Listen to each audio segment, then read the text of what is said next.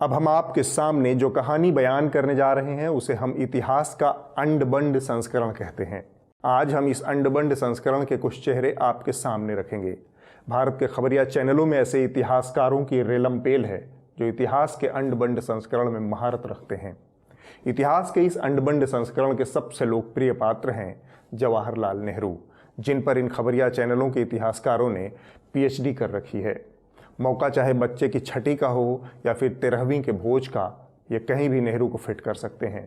मसलन इस वाले शो में तिहाड़ शिरोमणि ने इतिहासकार के साथ अर्थशास्त्री की भूमिका भी निभाई। तब इस खास सिगरेट को लाने के लिए एक खास विमान, स्पेशल विमान भोपाल से इंदौर भेजा गया।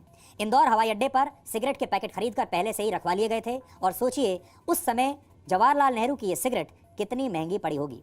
भोपाल से इंदौर का जो एरियल डिस्टेंस है वो है लगभग 171 किलोमीटर, और अगर आज कोई प्राइवेट प्लेन आज की स्थिति में भोपाल से इंदौर भेजा जाए तो उस छोटे विमान का किराया लगभग 7 लाख रुपए होगा। और अंड-बंड संस्करण के दूसरे महान इतिहासकार हैं एबीपी न्यूज के संवाददाता विकास भदौरिया। इनका इतिहास ज्ञान हमें बताता है कि प्लासी का मैदान, कोलकाता का ब्रिगेड मैदान दोनों एक ही है, और दोनों को एक करने की गरज में भदौरिया जी ने पूरे 100 साल का गड्ढा पाट दिया है। इनके अंड-बंड संस्करण में आज़ादी की पहली लड़ाई यानी 1857 और प्लासी की 100 साल पहले वाली लड़ाई यानी 1757 दोनों में कोई अंतर नहीं है। नवाब सिराजुद्दौला और रॉबर्ट क्लाइव दोनों किसी एलियन की संतानें हैं। और ये ब्रिगेड मैदान ही वो है जो आपको बता दूं 1857 की पहली स्वतंत्रता संग्राम से लेकर आज तक हर बार एक बड़े परिवर्तन का गवाह बना है। 1857 में प्लासी के युद्ध में अंग्रेजों ने यहाँ के शासक को हराकर न केवल बंगाल पर कब्जा किया बल्कि पूरे भारत में जो कब्जे का, पूरे भारत को गुलाम बनाने की जो मुहिम अंग्रेजों ने शुरू की वो इसी ब्रिगेड मैदान की लड़ाई, ब्रिगेड मैदान में प्लासी का युद्ध लड़ा गया था। अफवाह, समाचार और भरोसा, ये 3 शब्द अचानक से बीते हफ्ते आज तक चैनल पर लपलपाने लगे।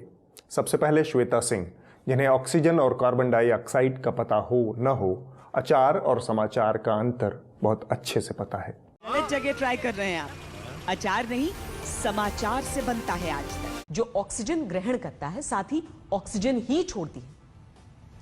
गाय के दूध में रेडियो विकिरण से रक्षा करने की सर्वाधिक शक्ति होती है। गाय का दूध दिल की बीमारियों से बचाता है। और अब बारी है अफवाह के अंधेरे से निकालकर सच्चाई की रोशनी दिखाने वाली अंजना ओम मोदी, माफ कीजिए अंजना ओम कश्यप का। ऐसी खबरों की हजामत करते हैं हम। खबरों के लिए आज तक, अफवाहों के लिए कोई। आज तक सबसे तेज। क्या सुशांत के प्यार को रिया ने हथियार बना लिया? रिया चक्रवर्ती का वो कैसा जाल था कि सुशांत की जिंदगी उसमें दम घुटने से सांस नहीं ले पाई।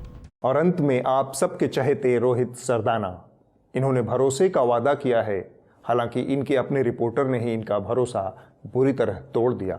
समाचार तमाशा नहीं, भरोसा है। सवाल यह है कि हिंदुस्तान में ही क्या हिंदुस्तान का राष्ट्रीय ध्वज फहराए जाने पर झगड़े होंगे? तिरंगा झंडा हिंदुस्तान में नहीं तो क्या पाकिस्तान में फहराया जाएगा?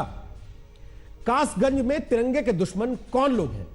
पुलिस उनके नाम सार्वजनिक क्यों नहीं कर रही?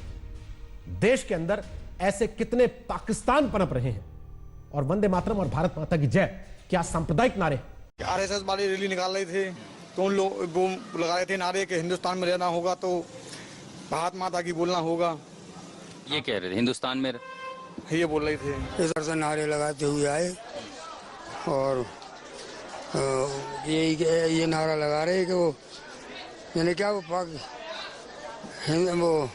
वंदे मातरम कहना होगा, नहीं पाकिस्तान जाना होगा, ऐसी कोई नारे लगा रहे।